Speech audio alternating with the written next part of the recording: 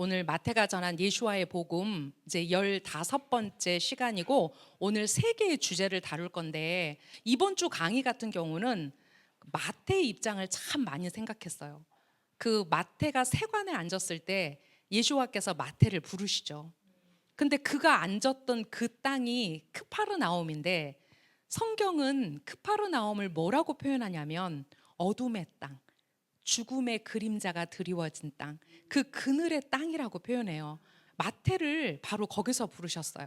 그리고 케파, 안드레, 야곱, 요하난, 빌립, 바돌로메, 예수와의 제자의 11명이 갈릴리 출신이에요.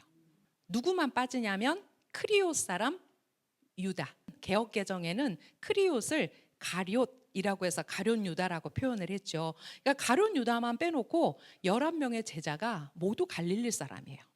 그렇다면 왜 예수와는 그들의 본토인 그 유대 땅 예루살렘에서 사역하지 않고 굳이 갈릴리를 그분의 본거지로 삼았을까? 그리고 왜 크파르나움은 본 동네, 우리가 마태복음 9장 1절을 보면 예수와의 동네, 본 동네 이런 말이 있어요. 성경을 읽으면서 저는 참 많은 질문을 하는 것 같아요, 하나님께. 그러다 보니까 이번 주에 이 4장 12절부터를 준비하면서 제 안에 참 많은 질문들이 있었고 또 그 질문들을 하나님께 하면서 거기에 대한 답을 주시기도 하시고 감동을 주시기도 하시고 그랬던 것 같아요. 그래서 오늘은 마태복음 4장 12절부터 이제 25절까지의 내용을 전체를 다 할 거고 오늘의 주제는 이렇게 세 가지입니다. 22번째 주제는 예수와의 성읍 크파르나훔입니다. 우리가 일반적으로 가버나움이라고 우리 한글 음역으로 읽지만 크파르나움, 즉 위로의 동네, 위로의 마을이라는 뜻을 가진 그런 동네 이름이죠. 그다음에 23번째 주제는 제자들을 부르심, 나를 따라오너라. 그랬을 때 그 각각의 두 형제가 그 예수와의 콜링에 대해서 그물을 던져놓고 또 아버지와 하인들을 배에 놓고 그렇게 따라 나서는 그 모습을 볼 수 있고요. 마지막은 희년의 나팔 소리입니다. 그 후반부를 왜 희년의 나팔 소리라고 했냐면 이제 마태는 1장부터 4장까지를 이야기의 형식으로, 내러티브의 형식으로 그 메시아 되신 예수와를 유대인들에게 전하고 있는 내용이에요. 그리고 4장 마지막 부분에 이제 그 메시아께서 장차 어떤 일을 하실 건지를 마치 종합 선물처럼 말하고 있어요. 유대인들이 성경에 희년, 50년에 한 번 오는 희년에 대해서 이야기하지만 그들의 역사 속에서 이 희년을 알 수 없었다고 그래요. 희년을 지킬 수도 없었다고 그래요. 그런데 언제가 진짜 희년이냐 이거죠. 이제 예수와께서 이 땅에 오시는 그때가 바로 희년이 될 거라는 거죠. 마태는 그 킹덤의 복음을 전하면서 그 예수와께서 킹덤에 어떤 일들을 하실 건지를 전합니다. 그래서 제가 그거의 제목을 희년의 나팔 소리라고 말했습니다. 오늘은 역사를 좀 넘나들 거고요. 네, 그리고 또 역사를 좋아하는 사람은 신나겠지만 나는 역사에 관심 없어. 근데 제가 그 역사를 성경으로 여러분에게 소개할 거예요. 그리고 우리가 이제 크파르나움으로 한번 가보는 거죠. 마태복음 4장 12절이 이렇게 시작합니다. 예수와께서 요한안이 감옥에 갇힌 것을 들으시고 갈릴로 돌아오셨습니다. 마태복음 4장 11절까지의 내용은 예수와께서 사단에게 시험 받으시는 내용이죠. 이제 그 시험이 끝나시고 천사들이 수종을 들더라 이렇게 끝났는데 4장 12절이 지금 뭔가 어떤 사건이 생겼다라는 것을 우리에게 알려주고 있어요. 이 사건이 뭐냐면 요한안이 감옥에 갇히게 됐다라는 거죠. 우리는 요한안이 왜 감옥에 갇혔는지 알죠. 헤롯이 자기의 형제 빌립의 아내인 헤로디아 때문에 요한안을 결박하여 감옥에 넣었습니다. 마태복음과 마가복음에 꽤 긴 이야기로 헤롯이 왜 요한안을 감옥에 가뒀는지 그 이야기가 실려 있어요. 그리고 결국은 이제 그가 그 광야에 외치는 자의 소리, 그의 사명을 다했을 때 예수와께서 그것에 준비된 메시아로서 그 땅에 나타나시는 거죠. 자, 그리고 갈릴로 돌아오셨어요. 근데 참 많은 이야기가 우리가 복음서 안에서 생략되어 있는 걸 볼 수 있습니다. 요한복음은 지금 갈릴로 돌아오셔서 가나에 가셨다라는 이야기가 실려 있어요. 그래서 그 가나에서 첫 번째 그 물을 포도주로 만드는 첫 번째 기적을 행하셨다라고 요한복음에만 그 기록이 있어요. 그래서 어떻게 우리가 이 복음서를 봐야 되냐면, 여러분, 연대기적으로 보시면 안 돼요. 뭔가 사건의 순서를 가지고 복음서를 보면 굉장히 혼란스러워요. 도대체 이 가나 이야기는 어디에 넣어야 하며, 또 제자들을 부르신 이야기가요, 마가복음과 요한복음, 특별히 누가복음 4장 14절에서 15절은 이제 그 밤이 새도록 베드로가 갈릴리 호수에 그물을 던졌지만 한 마리의 고기도 잡지 못했는데, 예수와께서 그 아침 무렵에 그 갈릴리 해변을 거느시다가 베드로에게 그물을 던져라 하셨을 때 어떤 일이 벌어지냐면, 그물이 찢어질 만큼 그 고기가 잡혔고, 그의 동업자인 요한왕과 야곱에게 그 그물을 함께 걷자라는 그런 제안을 했다라는 내용이 나와요. 그렇다면 지금 이제 오늘 우리가 마태복음에서 제자들을 부르시는데 정말 모든 것을 생략하고 그냥 따라오너라 이렇게 하거든요. 그렇다면 그 배경 안에는 우리가 이렇게 병행 본문으로 읽을 수 있는 복음서 안에서 그 힌트들을 찾을 수 있다라는 거예요. 예수와께서 성령의 능력으로 갈릴로 돌아오셨고, 자, 이거는 같은 선상에 있는 누가복음의 기록이에요. 광야에서 시험을 받으셨다, 이 얘기가 동일하게 끝나고, 지금 마태복음은 요한이 감옥에 갇혔다라는 소식을 듣고 갈릴로 돌아오셨다, 이렇게 딱 끝나고요. 이제 누가는 조금 더 거기에 많은 이야기를 덧붙여요. 예수와께서 성령의 능력으로 갈릴로 돌아오셨고, 그분에 관한 소문이 그 지방 전역에 퍼졌습니다. 그분은 시나고그들에서 가르치셨고 모든 사람이 그분을 존경했습니다. 그분이 교회에서 가르친 게 아니라 시나고그에서 가르쳤고, 그분이 월화수목 금토일 아무 때나 가르치신 게 아니라 샤밧에 가르쳤다라고 유대인 신약 성경은 그 시간과 그 장소를 정확하게 표현해 주고 있죠. 그런데 지금 여기에 보면 예수와에 관한 소문이 그 지방 전역에 퍼졌어요.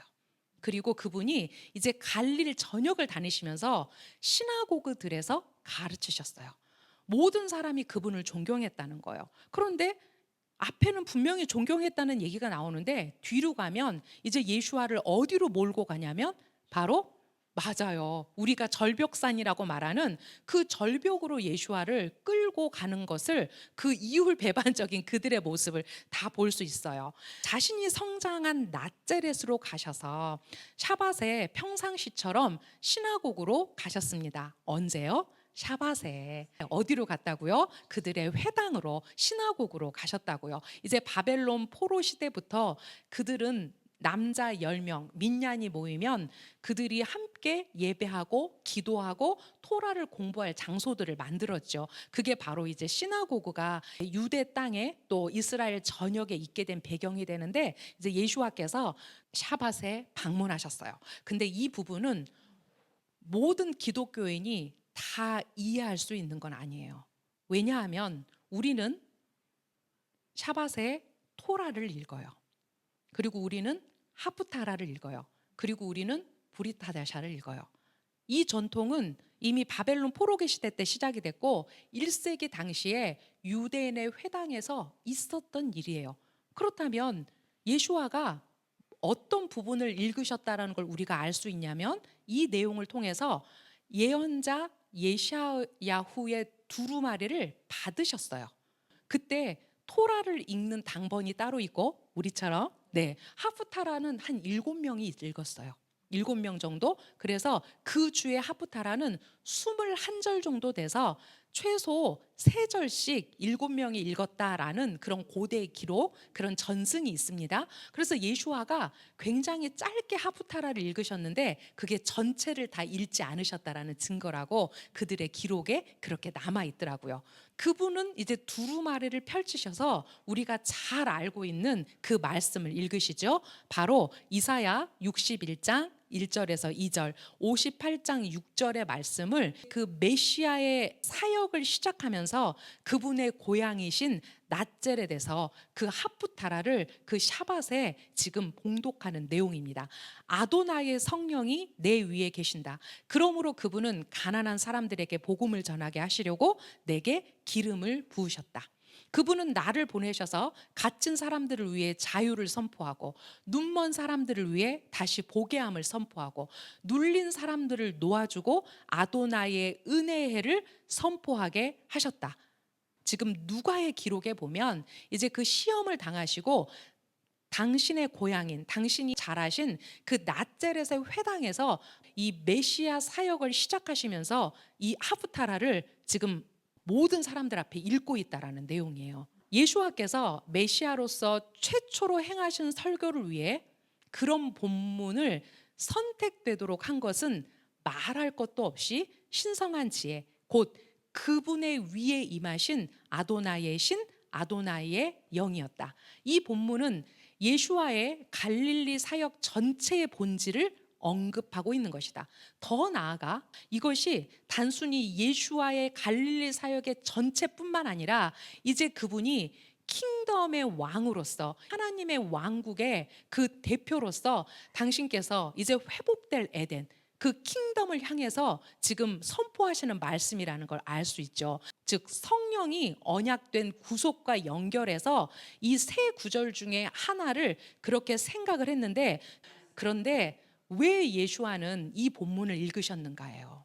예수와는 지금 하프타라를 읽으셨는데 그 정해진 본문을 읽으신 것이 아니라 그 성령을 통한 구속이라고 그 유대인의 전승 안에서 말하고 있는 바로 그 부분, 이사야 61장 1, 2절을 당신 사역의 본질을 말하면서 그 부분을 어떻게 읽으셨다라고 나와 있냐면, 그분이 두루마리를 펼쳐 이렇게 기록된 것을 찾으셨습니다 라고 기록되어 있어요. 구속과 관련된 이제 앞으로 당신께서 하실 그 사역에 대한 그 부분을 읽으셨고 그것을 강론하시죠. 이 견해에 따르면 주께서 강화해서 그 구절에, 지금 그 구절에 적용하신 내용은 기묘하게 합당한 것이다. 우리가 이제 메시아가 누구신지를 알아요. 그리고 예수아가 바로 그 하마시아라는 걸 알아요. 그리고 예수아의 그 사역 전체가 바로 이사야 61장 1절에서 2절의 사역이었다라는 것을 누구나 다 알고 있다라는 거죠. 그래서 이 메시아의 강론은 그 메시아 전체 사역의 요약이라고 볼 수 있다라는 거예요. 그리고 예수와께서 그 사람들에게 뭐라고 말하냐면 이 글이 오늘 너희 귀에 응하였다라고 말을 합니다. 이 말은 주님의 모든 설교의 지침으로 사용될 만한 요약이다. 그 형식에 대해 보자면 성경의 가르침을 이 한 문장으로 요약할 수 있다는 거예요. 예수와의 모든 선포가 너희 귀에 응하였다. 또 내용에 대해 보자면 모든 성경은 거기에 임한 메시아에 의해 성취되었다라는 것이 바로 그 초점이라는 거예요. 왜냐? 가난한 자에게 전파하시는 복음 속에, 포로된 자에게 전파하시는 자유 속에, 죄가 눈멀게 한 자들에게 제공하시는 치유 속에, 그리고 눌린 자에게 가져다 주시는 자유 속에 바로 그 예수와의 그 모든 사역이 집중되어 있기 때문이에요. 그리고 그 모든 것은 비극과 죄와 결핍 속에 있는 자신의 세상을 향한 하나님의 희년의 나팔 소리와 같은 것이었다. 우리가 1세기 당시 예수와께서 어느 시대에 오셨는가? 유대 땅은 로마의 속국이 돼버렸고 제사장의 권위는 땅에 떨어졌고, 제가 지난번 강의할 때 한번 말씀드렸을 거예요. 제사장 의복을 내가 입고 싶을 때 입을 수 없었다. 로마의 총독들이 제사장의 옷을 관할하고 그 옷이 필요할 때마다 열쇠를 열어서 내주는 지경이 됐어요. 그리고 타락한 제사장들은 그 성전에서 예배가 끝나면 그 임무가 끝나자마자 어떻게 했다? 원형 경기장으로 달려가서 옷을 홀라당 벗고 그들과 함께 레슬링을 즐기고 이제 그 헬라 문화의 심취해 있던, 그리고 이 얼마나 그 땅이 분열되어 있었는가.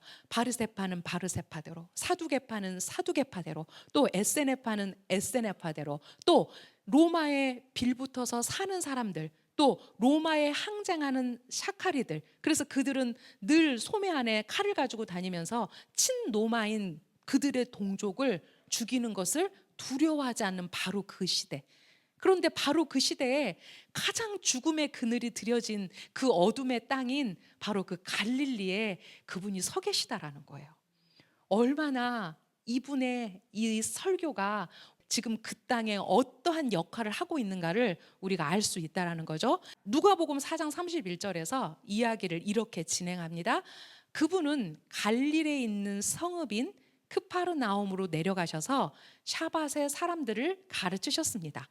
마태복음을 보면 바로 이제 예수와께서 크파르나움으로 가셨다 이렇게 우리가 알 수 있는데, 그 사이 얘기 안에 바로 이 나자렛의 이 회당의 이야기들이 그 복음서 안에서 마치 격자처럼 이렇게 짜여져 있는 것을 우리가 볼 수 있죠.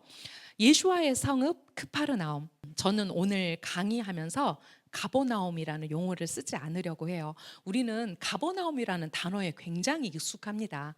왜냐하면 개역개정이 전부 다 가버나움으로 번역을 했거든요. 음역되는 과정에서 사실 정체성 없는 단어들이 너무 많이 왔죠. 예수와의 성읍은 가버나움이 아니라 크파르나움이다. 네, 우리가 하나씩 하나씩 이런 용어들을 바꿔가야 돼요. 왜 예수와라고 하냐고, 왜 예수님이랑 하면 되는데 왜 예수와라고 하냐고. 예수와 지저스와 예수와는 분명히 달라요. 왜냐하면 하나님이 예수와라는 이름에 주신 그분의 정체성이기 때문이에요. 우리가 예수와라고 부를 때 당신은 나의 구원자이십니다라는 고백으로 우리가 그분의 이름을 불러드리는 거거든요. 마태복음 4장 13절에서 14절. 그러나 그분은 나제렛을 떠나서 제불론과 나프탈리 사이의 경계 근처의 호숫가 성읍인 크파르나움에 살려고 오셨습니다. 이것은 예언자 예샤야의 말씀을 이루기 위해 일어난 일이었습니다. 제불론 땅과 나프탈리의 땅, 호수 쪽 야르덴, 저쪽 고임의 갈릴리여. 고임은 이방인들이라는 뜻이죠. 우리가 일반적으로 이방인의 갈릴리라는 표현을 그래서 쓰고 있습니다. 어둠 안에 사는 사람들이 위대한 빛을 보았다. 죽음의 그늘과 그 땅에 사는 자들 위에 빛이 동토온다.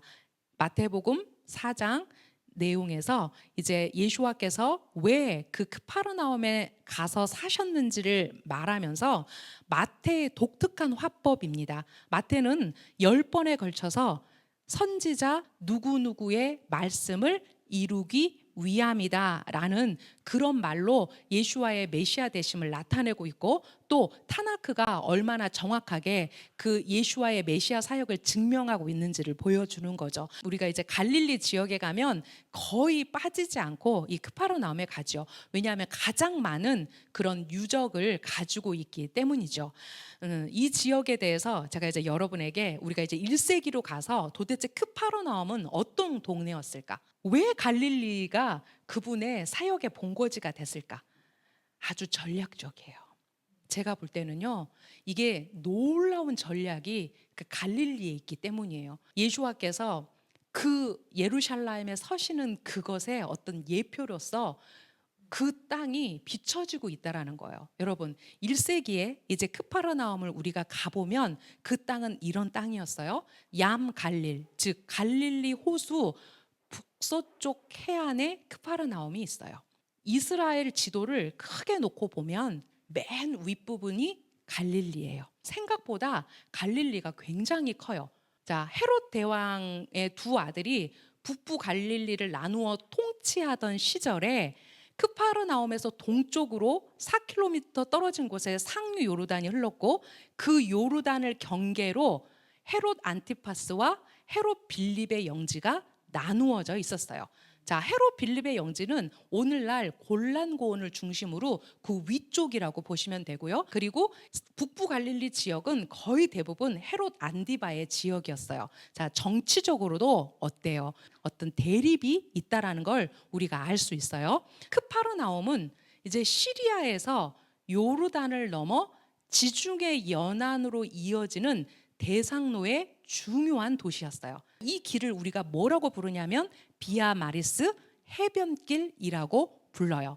이 비아 마리스는 어떤 길이었을까요? 사람들로 북적거렸겠죠. 그 국경을 지나는 많은 물건들, 사람들이 그곳을 드나들었겠죠. 그래서 거기엔 뭐가 있었냐면 세금을 징수하는 중요한 세관이 있었어요. 바로 이 세관에서 누가 마태가 예수와를 만나죠. 그리고 그곳에는 로마의 파견 부대가 있었어요. 그 착한 백부장이 유대인들에게 무엇을 지어주죠? 회당을 지어줬다라는 얘기가 나오고 그 회당장의 이야기, 야이로의 이야기가 이 크파르나움의 이야기와 함께 갑니다. 그 크파르나움에는 로마의 파견 부대가 주둔해 있었고 큰 회당도 있었다. 우리가 이걸 어떻게 알 수 있냐면 실제로 크파르나움에 갔을 때 지금은 흰색 대리석으로 지어진 그 다 오래된 그 회당의 터만 남아 있지만 그 회당터의 밑에를 보면 거기에서 쉽게 구할 수 있는 돌이 거기가 화산 지형이었기 때문에 현무암이었거든요. 현무암으로 지어진 옛날의 회당의 터가 그 석회암 터 밑에 그대로 남아 있는 걸 볼 수 있어요. 그래서 혹자들이 그 원래 현무암으로 지어진 회당 위에다가 4세기 무렵에 이제 그 어떤 유대인의 갑부들이 돈이 많은 사람들이 그렇게 그들의 큰 회당을 지었다라고 얘기하거든요. 결코 작은 마을이 아니에요. 나자렛에서 뭐 선한 것이 나겠느냐? 우리는 어떤 그 유대인간의 갈등의 안에서 이방인들이 혼돈을 가져오냐면 예루살렘 사람들 눈에 볼 때 베드로는 세상에 무식한 사람이었어요. 그렇죠? 왜냐하면 그들의 정기 교육 안에 그들은 소외된 자들이었어요. 근데 여러분, 베드로가 설교할 때 얼마나 타나크의 기준에서 그 예수와를 증명해내는지를 우리는 이제 그가 사도로서 하나님 앞에 쓰임 받을 때 그 사도행전에서 그의 면모를 볼 수 있어요. 그들의 어떤 기득권층인 유대 땅, 그 예루살렘 사람들에게 갈릴리 사람들은 비록 자기들이 볼 때 일자 무식인 것처럼 보였지만 유대인들은 글의 민족이고 책의 민족이긴 하지만 그들의 토라를 어떻게 배우냐면 조상과 조상과 조상과 조상을 대대로 외워서 그들의 머리 안에 암기하는 게 그들의 일차적인 교육 방식이었어요. 베드로는 충분히 그들의 토라를 누구에게나 말할 수 있는 역량을 가진 소유자였다는 걸 알 수 있어요. 이제 크파르나움을 한번 생각하시면서 이 내용을 머릿속에 상상해 보시는 거예요. 야, 크파르나움이 그 당시에 얼마나 많은 사람들이 북적북적 거렸고 얼마나 많은 물건들이 오갔으며 또 얼마나 많은 다른 나라의 사람들이 이 길을 걸었겠는가. 뿐만 아니라 해변길을 통하여 갈릴리 바다를 끼고 골란고원 쪽으로 올라가는 중요한 대상로와 군대 이동로도 있었다. 이스라엘의 그 모든 이방인들의 어떤 침략을 보면 전부 다 어디로 들어오냐면 바로 이 길로 들어오죠. 자, 이 길은 동쪽의 다마스커스와 지중 해변에 있는 돌레마이, 우리가 성경에는 프톨레마이 또는 돌레마이인데 이게 악고예요. 십자군들이 바로 이 악고에 성을 쌓았고 지금도 악고에 가면 십자군 시대에 지어진 그 성들이 고스란히 남아있는 걸 볼 수 있어요. 그 해변길을 따라가지고 이것이 악고 지역까지 시장을 연결했다라는 거예요. 그래서 예수와 시대 바로 1세기 그 당시에 이 도로는 분주한 사람들로 가득했고 교역과 업무와 여행하는 사람들로 북적거렸고 온갖 종류의 여행자들, 유대인, 그리스인, 로마인 또 동방의 많은 사람들을 그 땅에서 만날 수 있었다라는 거예요. 세계에서 가장 큰 고속도로 중 하나인 이 길을 따라 끊임없이 외국인이 왕래하고 수많은 외래인이 이주했던 까닭에 갈릴리에서 유대 지역에 편협하고 완고한 기질이 뿌리 내리기는 거의 불가능했다. 그들은 이런 문화 속에서 너무나 오랫동안 있었기 때문에 이제 이런 것들이 그들에게 외래의 문물을 받아들이고 그들과 더불어 산다는 것이 어렵지 않았다라는 거예요. 어쩌면 크파르나움은 1세기 당시 한세 사람의 땅이었죠. 유대인이건 이방인이건, 물론 그것이 복음의 목적이 아니었다 하더라도 그 땅은 그렇게 준비되고 있었다라는 거예요. 이스라엘은 여러 차례 큰 지진이 났어요. 우리가 이제 역사적인 자료를 보면 실제로 크파르나움에 대지진이 나서 749년에 전부 다 무너져요. 그러니까 우리가 지금 크파르나움에 가서 볼 수 있는 대부분의 유물들은 이미 그 어간의 지진으로 인해서 전부 다 파괴됩니다. 이 땅을 지금 복원한 것을 우리가 이제 크파르나움에 가면 볼 수 있는 지금의 모습입니다. 선지자로 하신 말씀을 이루려 하심. 예수와께서 왜 크파르나움에 가셨을까? 왜? 라는 어떤 질문에서 첫 번째 대답이에요. 자, 선지자로 하신 말씀을 이루려 하심이다. 이것이 바로 마태의 레퍼런스죠. 이사야 9장 1절에서 2절에 또 6절에서 7절에 마태복음에는 6절에서 7절이 없습니다. 그런데 제가 함께 실었고 왜 그 크파르나움에 예수와께서 가셨는지에 대한, 또 왜 그 땅에 서셔야만 했는지에 대한 그 이사야의 예언이 어떻게 성취되는지까지를 보기 위해서 제가 이 부분까지를 실었습니다. 그러나 고통에 처한 사람에게 더 이상 침침함이 없을 때가 온다. 그가 처음에는 지불룬 땅과 납달리 땅을 하찮게 하셨지만 나중에는 해변길과 야르덴 건너편과 이방 나라들의 갈릴까지 존귀하게 하신다. 어둠 속에서 걸어가던 백성이 큰 빛을 보았고 죽음의 그림자의 땅에 사는 자들에게 빛이 비쳤다. 네, 여기까지가 이제 우리가 그 이사야의 말씀을 이루려 하심이라는 마태의 내용에서 알 수 있고요. 그렇다면 그분이 누구셨기에? 이제 그분은 큰 빛으로 그 땅에 서셨는가? 그것을 조금 더 우리가 이 이사야의 내용을 내려가서 읽어보니 바로 이 내용과 만나고 있었다라는 거죠. 왜냐하면 한 아이가 우리에게 태어나서 한 아들이 우리에게 주어지는데 그의 어깨 위에는 통치권이 있고 그의 이름은 놀라운 분, 조언자, 전능하신 하나님, 영원한 아버지, 평화의 통치자라고 불릴 것이기 때문입니다. 다윗의 보좌와 그의 왕국 위에 통치권의 커짐과 평화가 끝이 없으리니 공의와 의로 그 왕국을 굳건하게 하고 그 왕국을 유지하기 위하여 지금부터 영원까지 만군의 아도나이의 열심히 일을 행할 것이다. 네, 여러분 생각해 보십시오.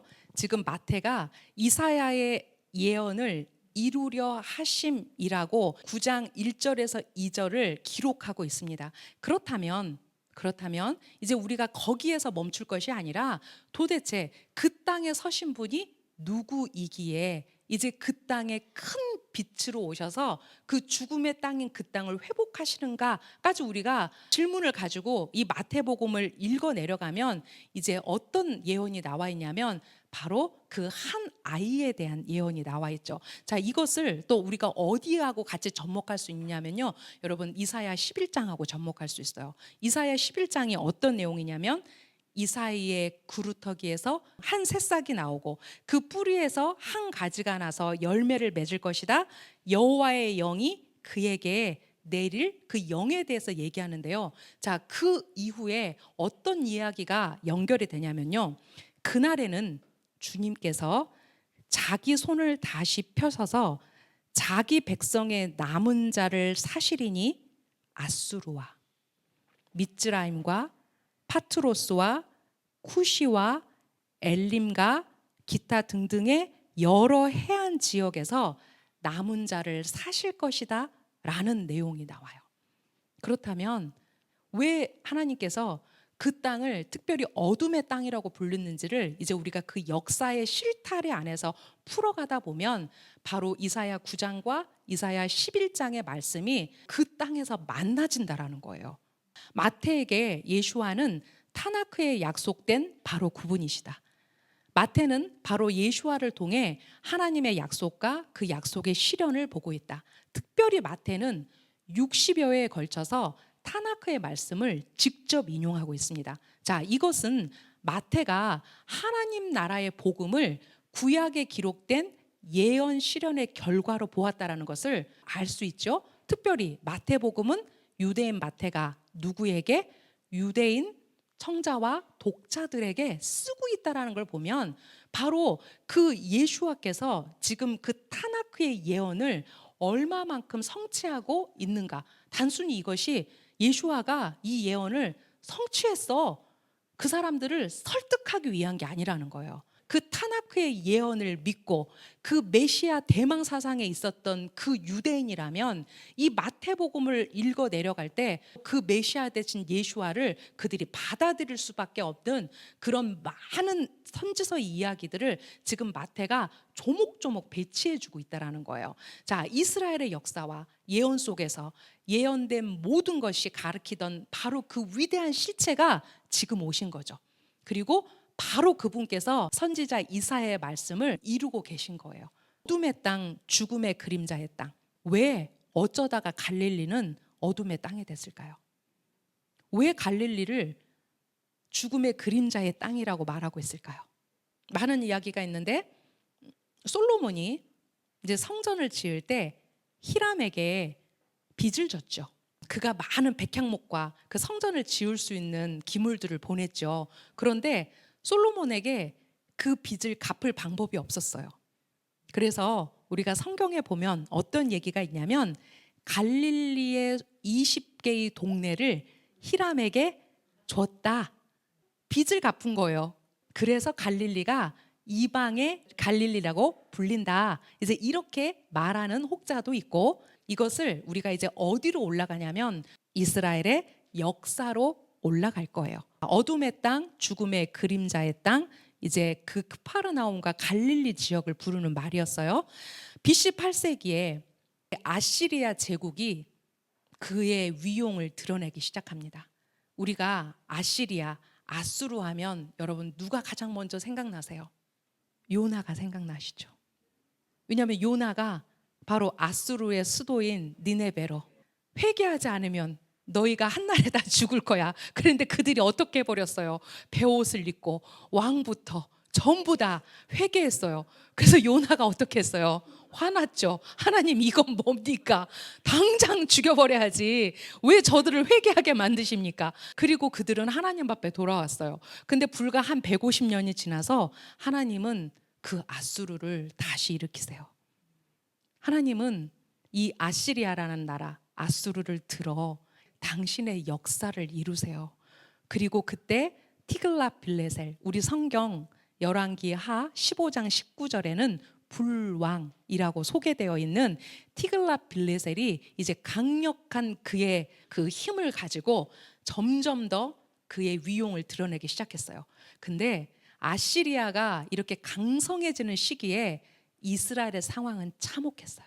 솔로몬 이후에 두 개의 왕국으로 분열이 되죠. 북이스라엘과 남유다로 분열이 되는데, 북이스라엘은 정말 놀라울 정도로 모든 왕마다 그 왕에 대한 업적이나 왕의 치적이나 왕의 잘잘못을 모두 기록하면서 빠지지 않고 기록되는 게 있어요. 그들이 여로보암의 죄에서 떠나지 아니하였다.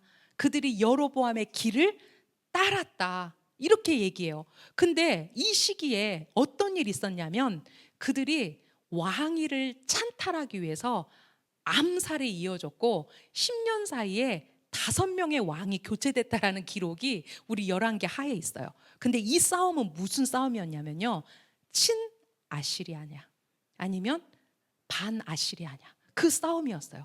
그러니까 친아시리아와 반아시리아가 서로 권력을 나눠 가지면서 서로 죽이는 찬탈전이 벌어진 거예요. 734년에서 732년경에 드디어 티글랏빌레셀의 침공이 이루어져요. 근데 이것을 성경 이사야 10장 5절은 뭐라고 말하냐면 이스라엘을 향한 하나님의 진노의 막대기라고 표현해요. 하나님께서 아시리아를 뭘로 들으셨냐면 몽둥이로 들으신 거예요. 그 북이스라엘 타락 가운데, 그들의 우상 숭배 가운데, 그 자식을 분양해 다른 신을 섬기는 그 엄청난 죄 앞에 하나님은 그들을 더 이상 보실 수가 없었어요. 그때 아시리아가 전 세계 제국으로 급부상합니다. 이스라엘은 하나님의 다림줄이에요. 이 세상의 모든 제국의 흥망성쇠가 이스라엘과 함께 가요. 하나님은 이 제국의 흥망성쇠, 어떻게 그들이 이스라엘을 대했는지, 홍 목사님 그렇게 표현했어요. For 이스라엘이냐 against 이스라엘이냐, 바로 그걸로 이 제국의 흥망성쇠가 갈라졌다라는 거죠. 이사야 10장 6절에 보니까 이렇게 표현했어요. 내가 불경건한 나라에 그 나라를 보내요. 내 진노의 백성을 전리품으로 약탈하고 탈취물로 탈취하고 거리들의 진흙처럼 밟으라고 그에게 명령할 것이다. 북이스라엘의 16대 왕 므나헴은 아시리아가 침공에 들어왔을 때 모든 관리들에게 돈을 걷어서 조공을 바쳐요. 1000키카르. 그래서 그의 왕자를 지키죠. 그런데 므나헴에 이어서 오른 부가이아가 이제 베가에 의해서 2년 만에 또 암살당해요. 베가는 반아시리아 정책을 폈어요. 그런데 이 기간에 어떤 일이 있냐면 이스라엘 왕 베가 때 아시리아 왕 디글랏 빌레셀이 침공하여 이온과 아벨 벳마가와 야노아와 게데스와 하솔과 길르앗과 갈릴리와 납달리 전 지역을 점령하고 사람들을 아시리아로 사로잡아 갔다. 아시리아는 어떤 지역을 침략했을 때 가장 첫 번째 뭘 했냐면 혼혈 정책을 했어요. 섞는 거예요. 유대인들이, 이거는 정말 조금 이제 과한 얘기도 하지만 우리가 레위기 신명기 법에 보면 어떤 내용이 있냐면요. 동물과 교접하는 자는 죽여라. 수간하는 자들을 죽여라 라고 하죠. 그 법을 여기에 적용해요. 그래서 이방인은 동물이다. 그래서 이방인과 결혼하는 자는 죽여라. 그러니까 어떤 법 정신을 좀 넘어서긴 하지만 그 정도로 이제 역사적 자료에 의하면 남자를 거세했어요. 씨앗을 말리겠다는 거죠. 그리고 여자들을, 거기에 있는 남자들과 혼혈 아들을 낳게 했어요. 이 와중에 북쪽 이스라엘에는 또 다른 변화가 찾아왔다. 호세아는 자기의 친구 베가를 살해하고 이제 북이스라엘의 마지막 왕이거든요. 19번째 왕으로 오르게 돼요. 자, 호세아는 티글랏 빌레셀 3세가 죽고 살마네셀 5세가 아수르 왕위에 오르자 마음이 바뀌어요. 조공을 중단하고 애굽의 도움을 요청해요. 이것은 이스라엘의 자살 행위와 같았다. 많은 역사가들이 이 호세아의 이것에 대해서 스스로 폭탄을 메고 적군 안으로 들어갔다. 왜? 이때 이집트는 제국이 아니었어요. 그냥 여러 개의 군소국가들로 나뉘어져 가지고 각축하고 있었기 때문에 누구를 도울 처지가 아니었다라는 거예요. 잘못 찾아간 거죠. 호세아의 잘못된 판단은 북이스라엘의 종식을 가져왔다. 살만에셀 5세가 북이스라엘을 공격해왔다. 이스라엘은 사마리아 성에서 약 3년을 버텼지만 결국 함락당했다. 사마리아를 함락한 살만에셀 5세에 이어 왕위에 오른 사르곤 2세가 북이스라엘을 철저히 짓밟았다. 이 내용이 열왕기하 15장, 16장, 17장에 있는 성경의 내용입니다. 결국 721년 사르곤 2세의 침공으로 사마리아는 초토화되었고 주민 중 27,290명이 아시리아로 포로로 잡혀갔다. 사마리아에 남아있던 주민들이 반란을 일으키자 사르곤은 어떻게 했냐면 단순히 잡아간 것뿐만이 아니라 아시리아 사람들을 아예 사마리아로 이주시켜요. 그래서 더 강한 혼혈 정책을 펼칩니다. 결국 이스라엘 민족의 정체성을 말살하려는 의도였죠. 그래서 성경은 이렇게 기록하고 있습니다. 호세아 제9년에 아시리아 왕이 사마리아를 함락시키고 이스라엘 사람들을 아시리아로 사로잡아가 그들을 할라와 고산 강가에 있는 하볼과 메대의 여러 성읍에서 살게 했다. 여러분, 이것이 바로 북이스라엘의 이산입니다. 하나님께서 그들을 어떻게 이산하시는지, 그 역사, 그리고 그들을 어떻게 부르시는지, 이 역사 속에서 우리가 말하는 10지파의 이산이 721년에 이렇게 일어나기 시작합니다. 그리고 사마리아인. 사마리아인 하면 이제 그들은 누구였어요? 혼혈적이었어요.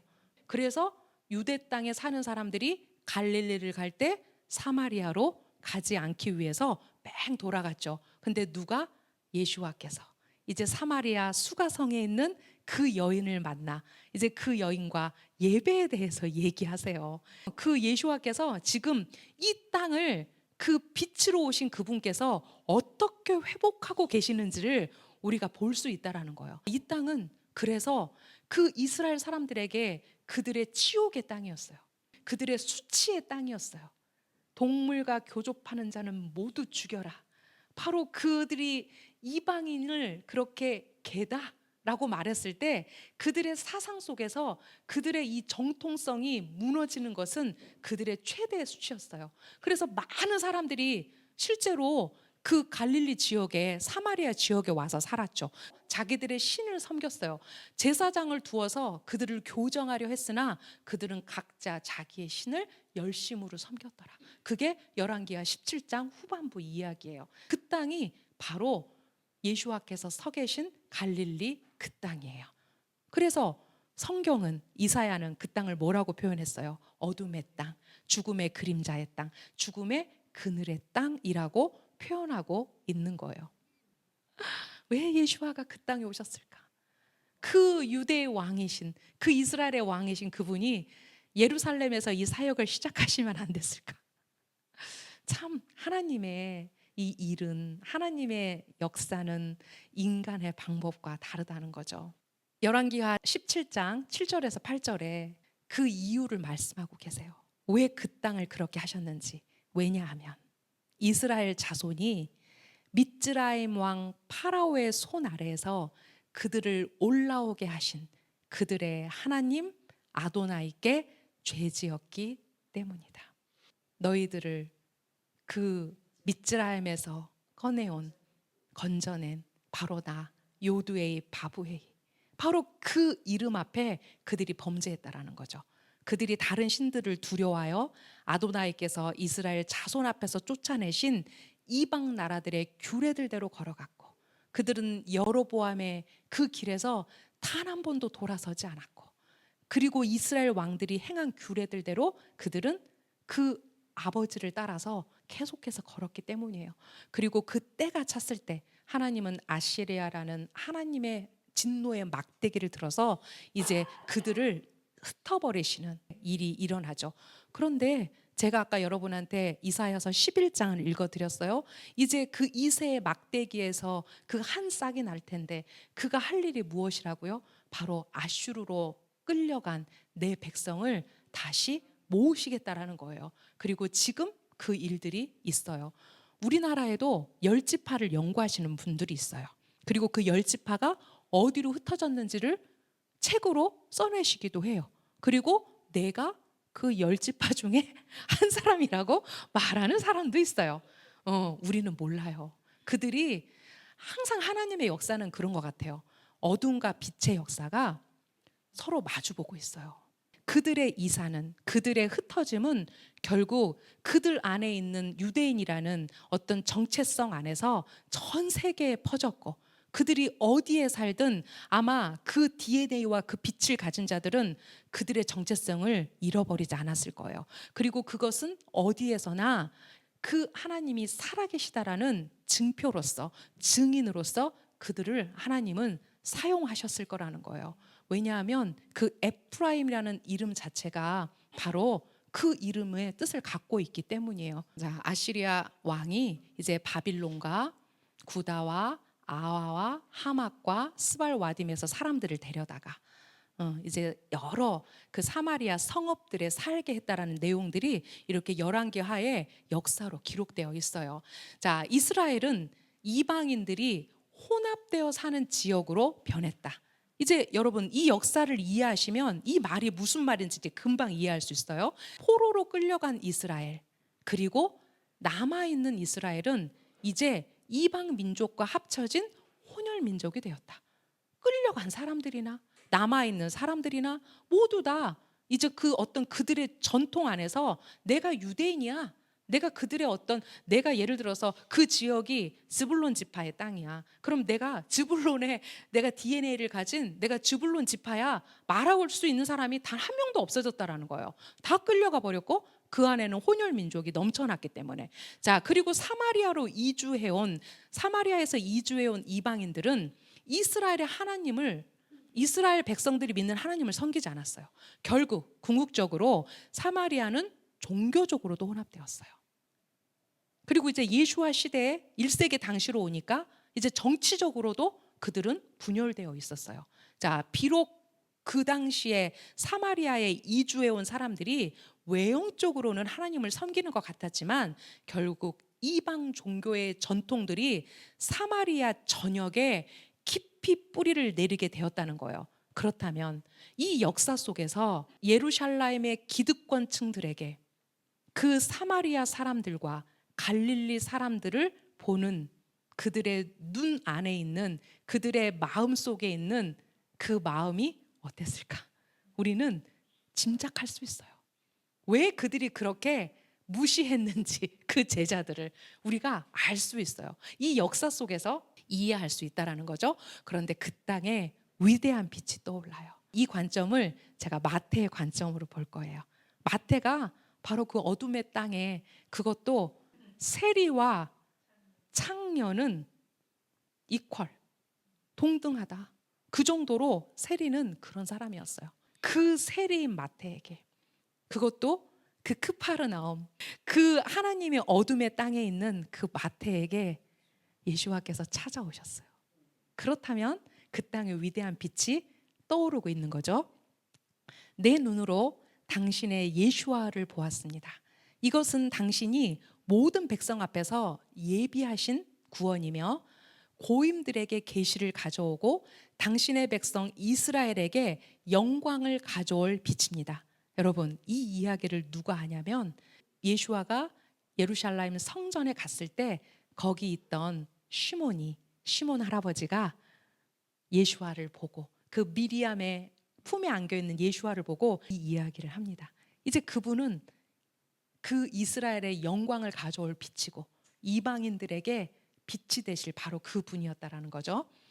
주님은 크파르나움을 하나의 중심지로 삼아 그 지역을 순회하면서 그곳의 회당들에서 가르치셨다. 이방의 갈릴리였던 고대의 스불론과 납달리 땅에 떠오른 빛이 긴 겨울의 어둠을 쫓아냈으며 이사야의 예언을 통해서 그 땅에 그 빛이 비칠 것에 대한 예언이 예수와께서 그 사단의 시험을 이기시고 그 갈릴의 크파르나움에 쓰셨을 때 그 오랜 시간 동안 그 겨울이었던 그 동네, 그 어둠으로 묻혀 있었던 그 동네, 가장 먼저 아슈르의 포로로 잡혀갔던 자들, 바로 그들 앞에 이스라엘의 왕이신 메시아가 서셨다라는 거예요. 이스라엘의 왕 되신 메시아에 의해서 이스라엘의 참된 자유로 그들을 부르셨다라는 거예요. 포로된 자들을 자유롭게 하고 눈먼 자들의 눈을 뜨게 하고 그 희년의 나팔 소리가 그들에게 들리기 시작했다라는 거예요. 사망의 땅과 그늘에 앉은 마태에게도 그 빛이 비춰왔다. 세간에 앉아서 그는 얼마나 자주 예수와께서 그 앞을 지나가시는 것을 보았으며 얼마나 자주 그분의 말씀을 들었을 것인가. 어떤 말씀은 마태 자신에게 직접 하신 말씀처럼 그 마음밭에 뿌려진 좋은 씨가 되어 나를 따르라는 명령이 떨어지자 즉시 기쁜 마음으로 그 명령에 순종케 했던 것이다. 회당에는 잘 알려지지 않은 전승이 있었다. 흑암에 앉은 백성이 큰 빛을 보고라는 이 예언은 새로운 빛을 가리키는데 하나님은 랍비 전승의 비밀에 들어온 사람의 눈을 그 빛으로 밝혀서 그들로 하여금 무엇이 정결하고 무엇이 부정한 것인지 또 풀고 맺는 것이 무엇인지 이제 제가 마태복음 강의하면서 푸는 것과 매는 것에 대한 이야기는 후반부에 제가 자세하게 여러분과 나눌 거예요. 자, 이런 것들을 이제 알려주실 거라는 어떤 랍비의 전승의 비밀이 있었다라는 거예요. 자, 다른 사람들은 그것을 초기 포로들에 대한 약속으로 그들에게 큰 자유가 임했을 때 이미 성취된 것으로 보았다. 왜냐하면 그들이 바벨론 포로에서 돌아왔어요. 그때 성취된 것으로 보는 사람들도 있었다라는 거예요. 그런데 마태가 지금 무엇을 기록하고 있어요? 킹덤의 복음을 기록하고 있어요. 그 킹덤의 기록을 하면서 그 세관에서 자신을 불렀던 그 왕이 바로 누구인가? 바로 흑암에 앉은 그 백성에게 그 새로운 빛을 가져다 줄 분이다 라고 지금 말하고 있다는 거예요. 레이 마태에게 그 양편의 해석이 마치 메시아의 첫 번째 갈릴리 사역 때 진정으로 성취된 것처럼 보였다. 이사야의 예언이 가장 고차원적으로 유일하고 참되게 성취된 것이다. 그 빛은 그 도시와 그 해변과 그 세관을 비쳤다. 그 빛은 널리 퍼져 저 언덕과 요단강 저편까지 비추었다. 이제 예수와에 대한 소문이 어디까지 번져요? 대가볼리, 그 열 성읍, 이제 요단을 기점으로 이방인의 땅에까지 그 예수와의 복음이 전해지기 시작해요. 그 빛이, 그 새로운 빛이 왔을 때 그 크파르나움이라는 엄청난 비아마리스, 그 대로의 길을 따라서 그 예수와의 복음이 얼마나 빨리 전달되고 있는지를 기록하고 있어요. 사망의 땅과 그늘에 앉은 자들에게 빛이 비추었도다. 하나님은 마태를 보셨을 거예요. 예수와는 마태를 보셨을 거예요. 그리고 이제 갈릴리에서, 크파르나움에서, 그 크파르나움의 한 세간에서 얼굴을 들지 못하고 사람들에게 창녀와 같은 자, 죄인인 자라고 손가락질하는 그 자신에게 그 왕이신 그분이 오셔서 나를 따르라 말씀하셨을 때 그것은 마태의 인생에서 엄청난 빛이었고 새 빛이었을 거예요. 우리 모두의 인생에 그 경험이 있죠. 우리 모두의 인생에 그 경험이 있죠. 우리가 그 하나님을 어떻게 만났는지, 그 예수와의 그 뜨거운 사랑을 우리가 어떻게 경험했는지. 저는 우리 공동체 한 사람 한 사람이 더욱더 하나님께 집중하고 그분의 말씀에 더욱더 귀를 열고 이제 그분에게 오는 소리만 하나님 나에게 들리게 해주십시오. 그래서 오늘 제가 요한복음을 특별히 읽었습니다. 키도시 할 때 하나님에게서 온 백성은 그분의 말씀을 듣는다. 그 기준밖에 없습니다. 여러분, 우리 이스라엘 아카데미가 앞으로 그 일들을 해야 돼요. 그 일들 해야 돼요. 정말 죽기까지 복음 전해야 되고요. 이것이 하나님께 온 복음이라면 우리가 포기하면 안 돼요. 그 땅에, 그 사망의 땅에, 그 그늘에 앉은 자들에게 예수와의 빛이 비치셨던 것처럼 이제 그분께서 올리브산에 오셨을 때 지금 그 땅은 그 당시에 이 이방의 갈릴리를 넘어섭니다. 그 분열과 지금 이 전쟁의 당면에 있는 그들의 이 분열이 저는 너무나 무섭거든요. 왜? 역사가 말해요. 지금 하나님이 어떤 막대기를 드셔서 그들과 싸우고 계시는가. 하마스라는 막대기를 드셨죠. 하지만 그들은 이 악과 끝까지 싸워야 되고 그들 안에 있는 하마스와 싸워야 돼요. 지금 이 시즌 안에 우리가 정말 참 어려운 그런 진리를 붙잡기 위한 어려운 싸움을 하는 시대에 사는 것 같습니다.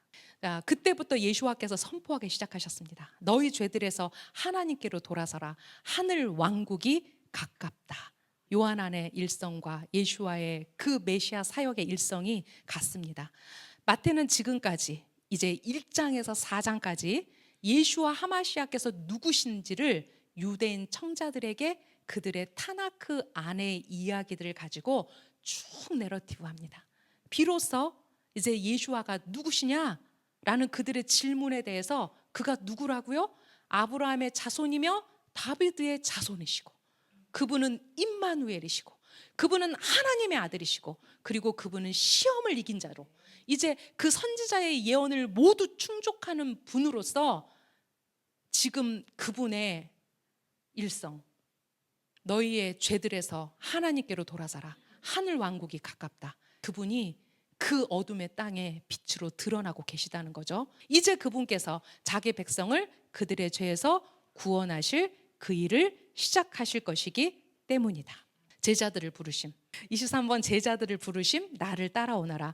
여러분 마태복음 4장 18절에서 22절이 굉장히 짧게 이 네 명의 제자들을 부른 이야기가 나와요. 그런데 이 내용만 가지고는 부족해요. 왜냐하면 어떻게 그렇게 나를 따라오너라? 생업을 포기했어요? 아버지를 배에 놓고 그냥 분연히 일어나 따라가요? 도대체 이해할 수 없죠. 왜? 너의 부모를 공경하라? 10계명 5계명에 있잖아요. 그런데 그들은 그 모든 것을 놓고 일어나요. 근데 이 내용을 이해하기 위해서는 누가복음과 요한복음 자간에 있는 내용들을 우리가 함께 이해해야 돼요. 이거는 단순히 연대기적 기록이 아니고 어떤 그래서 그들이 따라갔다가 아니라 이제 그들에게 그분이 누구셨느냐가 더 중요한 거예요. 예수와께서 킨네렛 호숫가를 거니시다가 호수에 그물을 던지는 어부인 두 형제를 보셨습니다. 그들은 케파라고 알려진 시몬과 그의 형제 안드레였습니다. 예수와께서 그들에게 말씀하셨습니다. 나를 따라오라. 그리하면 내가 너희를 사람을 얻는 어부로 삼겠다. 그들은 곧바로 그물을 버리고 예수와와 더불어 갔습니다. 그분은 거리에서 계속 가시다가 또 다른 두 형제를 보셨습니다. 그들은 아버지 자부다이와 함께 배에서 그물을 깁고 있었습니다. 그들은 야곱 벤 자부다이와 그의 형제 야곱 벤 자부다이 세베대 아들 야고보와 그의 형제 요하난이었으며 예수와께서 그들을 부르셨습니다. 그들은 곧바로 배와 아버지를 떠나 예수와와 함께 갔습니다. 이렇게 짤막한 어떤 메시지를 마태는 우리에게 전하고 있지만 이 앞에 많은 이야기가 있습니다. 그들은 예수와를 따라 가나의 혼인잔치에 갔고 그들은 거기서 그 물이 포도주로 바뀌는 그 기적을 보았고 그리고 밤이 새도록 한 마리의 물고기도 잡지 못했는데 그 예수와께서 오셔서 던지라는 그 장소에 그물을 던졌을 때 그 그물이 찢어지도록 물고기가 잡히는 것을 이미 경험한 후였습니다. 그리고 그들은 돌아갔겠죠. 집으로 돌아갔겠죠. 가나에서 돌아오면서 각자 집으로 돌아갔겠죠. 그런데 이제 예수와께서 그분의 킹덤의 사역을 시작하셨을 때 이제 그분의 제자들을 불러 모으십니다. 바로 메시아 왕국의 이제 새 주춧돌이 될 12명의 제자. 바로 무엇과 비교되나요? 그거는 12부족. 이스라엘의 12아들로 대표되는 바로 그들과 버금가는, 그래서 계시록에 보면 그 제자들이 심판대에서 예수와와 함께 심판을 합니다. 선생이 자기 주위의 제자를 불러 모으는 것은 랍비들의 관습이었죠. 그리고 랍비들에게 이것은 신성한 의무였습니다. 따라서 베드로나 안드레 혹은 세베대의 아들들이 메시아의 부르심을 오해했거나 이상한 것으로 간주했을 리는 없습니다. 광야의 시험을 받고 돌아오시던 기념비적인 순간에 그들은 예수와를 그 메시아로 알게 되었고 그를 따랐습니다. 이것이 바로 요한복음에만 기록된 이야기입니다. 예수와의 메시아적 활동이 새로운 국면으로 접어든 지금 구별된 제자로 그들을 불러보아 그분 곁에 둘 때가 되었으므로 그 부르심은 그들의 마음과 심정에 놀라움으로 다가오지 않았습니다. 요한복음 1장 35절에서 37절을 읽겠습니다. 다음 날 요하난이 그의 두 탈미딤과 함께 서 있었습니다. 그는 예수와께서 지나가시는 것을 보고 말했습니다. 보라, 하나님의 어린 양이시다. 그의 탈미딤 둘이 그가 말하는 것을 듣고 예수와를 따라갔습니다. 네, 지금 어느 상황인지 아시겠죠? 요한안이 두 탈미딤과 제자들과 함께 서 있었어요. 여기서는 세례자 요한안을 말합니다. 그때 보라, 하나님의 어린 양이시다 라는 요한안의 말을 이 탈미딤 둘이 들었다라는 거예요. 그런데 이 말을 들은 두 탈미딤은 어떻게 행동했냐면 요하난의 말을 듣고 예수와를 따른 두 사람 중 하나는 시몬 케파의 형제 안드레였습니다. 그가 가장 먼저 한 일은 자기 형제 시몬을 찾아가 이렇게 말한 것이었습니다. 우리가 마시아흐를 찾았다. 그는 시몬을 예수와께 데려갔습니다. 예수와께서 그를 보시고 말씀하셨습니다. 너는 시몬 바르 요하난이다. 앞으로 너는 케파로 알려질 것이다. 네, 요한안이 보라, 하나님의 어린 양이시다 라는 말을 들었을 때 안드레가 그 말을 듣자마자 바로 그의 형제인 케파에게 달려갔어요. 그리고 뭐라고 말했는지 보세요. 우리가 마시아를 찾았다. 바로 그 하마시아를 찾았다. 갈릴리 사람인데, 예시바에서 공부 안 했는데 그들의 그 간절한 메시아에 대한 기대가 그 안드레의 귀에 그 말이 들렸을 때 그는 그 말이 무슨 말인지 한 번에 이해했다라는 거예요. 그리고 그의 형제인 시몬에게 갔을 때 이제 예수와께서 그의 정체성을 바꾸시죠. 너는 그동안 시몬 요한의 아들, 시몬 바르 요한의 아들, 또 어디에는 요나의 아들이라고도 되어 있어요. 요한의 아들 시몬이었다. 그런데 앞으로 내가 너를 케파라고 부를 거다. 케파는 바위라는 뜻이죠. 그래서 우리가 이제 그 12제자의 케파로서, 바위로서, 주춧돌로서 어떻게 베드로가 그 왕국을, 우리가 사도행전에 보면 그 예수와의 형제인 야아콥과 베드로가 메시아닉 커뮤니티를 이끄는 두 수장이 된다라는 것을 우리가 사도행전을 통해서 알 수 있습니다. 나를 따라오너라, 내가 너희를 사람을 낚는 어부가 되게 하리라. 당시에 그것은 실로 새로운 부르심으로 그 참된 목표와 발설되지 않은 어려움을 동시에 나타내는 것이었다. 목표는 분명해. 그런데 그들이 그들의 미래를 알았다면, 우리는 베드로가 어떻게 죽었는지 알아요? 그죠? 거꾸로 매달려서 그는 순교했죠. 따라갔을까? 따라갔겠죠. 왜? 그는 마시아였어요. 그는 하나님 왕국의 왕이었어요. 자, 그들이 예수와의 제자로서 그들의 사명과 하나님 나라의 성격을 이해하지 못했더라면 그런 부르심이 그들에게 주어졌을 리가 없다. 의심의 여지 없이 주님에 대한 그들의 충성된 신뢰와 진지한 애착이 그만큼 깊었기에 그들은 예라는 말도 불필요할 정도로 의심 없는 신뢰와 절대적 단순성과 완전한 자기 부인으로 모든 것을 버리고 주님을 따랐다. 준비된 사람은 콜링에 대해서 기도해 보고요. 이런 말 하지 않아요. 준비된 사람은 예스 기도해 보고요. 마음 없다는 얘기예요. 왜냐하면 하나님은 준비된 사람을 부르세요. 즉각 투입하세요. 네, 이제 앞으로 더 그럴 거예요. 마지막입니다. 희년의 나팔소리. 여러분, 마태복음 4장 23절과 25절은요 메시아께서 부시는 나팔이에요. 희년의 나팔소리예요. 이렇게 사역하실 거래요. 그리고 그 하나님의 킹덤에 대한 그 강화가 어디에서 시작되냐면 이제 마태복음 5장에서 시작이 돼요. 저는 가슴이 설레요. 하나님이 어떤 선물로 이 말씀을 풀어주실까? 야, 이제 내가 진짜 킹덤이 무엇인지 알았는데 우리가 킹덤의 백성의 자격이 무엇인지를 마태복음 5장에서 이제 그분의 그 마태복음의 강화들에서 그분의 설교들에서 우리가 배우게 될 거라는 거예요. 어쩌면 우리가 마태복음을 끝마치고 나면 우리는 토라로 옷 입을 거예요. 이제는 그 킹덤의 질서를 우리가 서로 눈빛만 봐도 알 수 있을 거예요. 자, 우리 희년의 나팔 소리를 한번 들어보죠.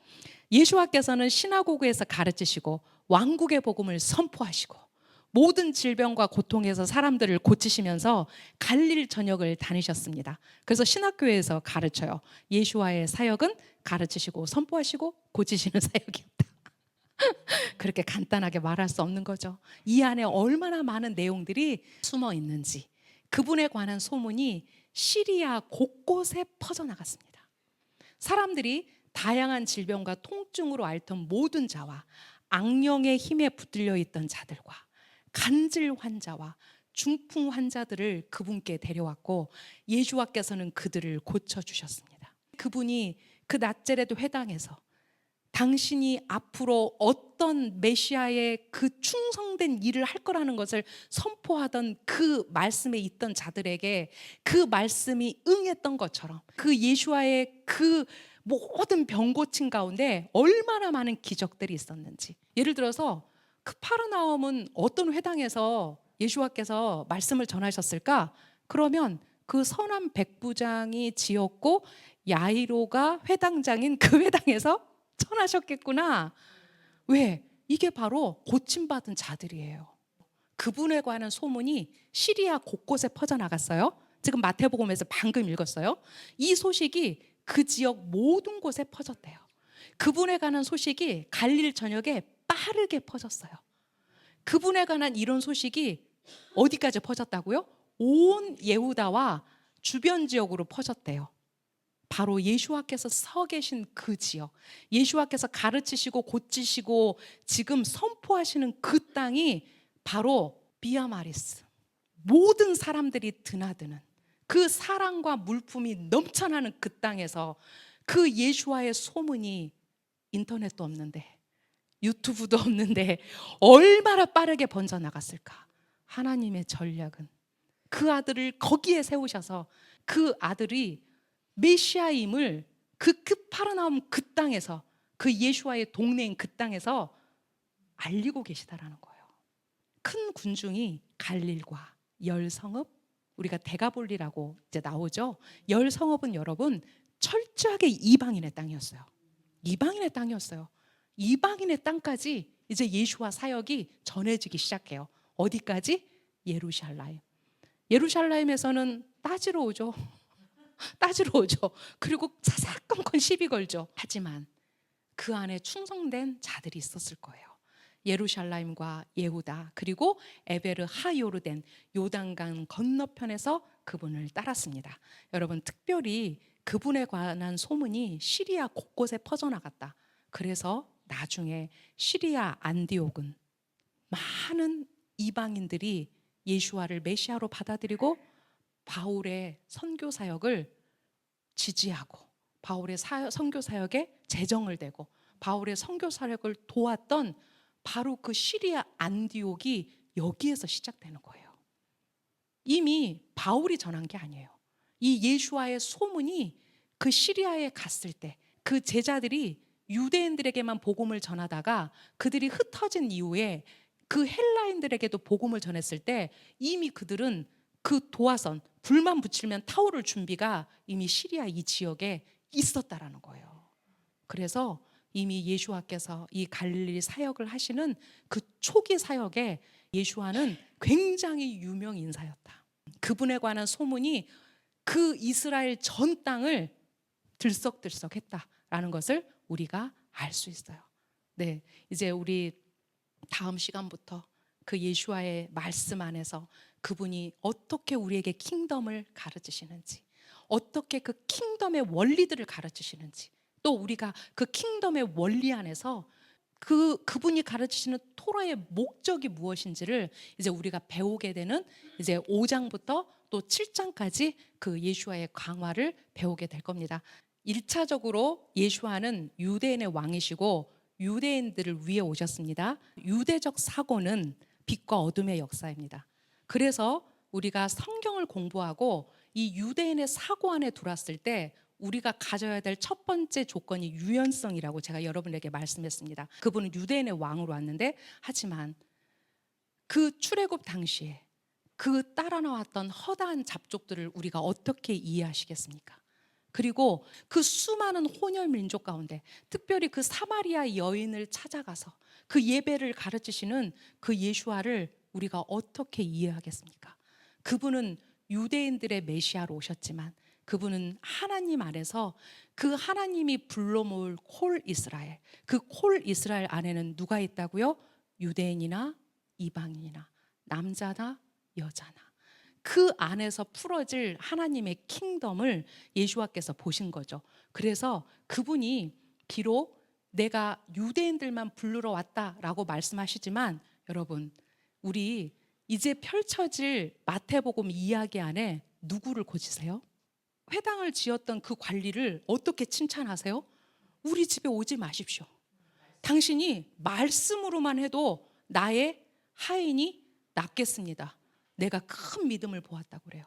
그리고 그 딸을 고쳐달라고 계속해서 와가지고 예수님을 귀찮게 하잖아요.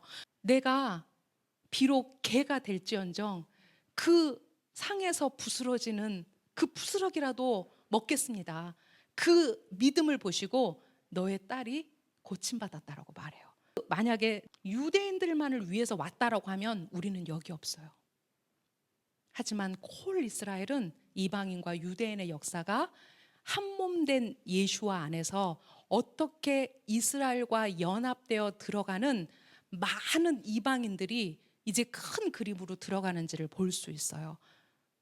예수와는 바로 그 땅에 서셔서 이제 장차 그 이미 한세 사람이 되어버린 그 크파르나움 그 땅에서 당신의 그 복음, 킹덤의 복음을 전하고 계세요.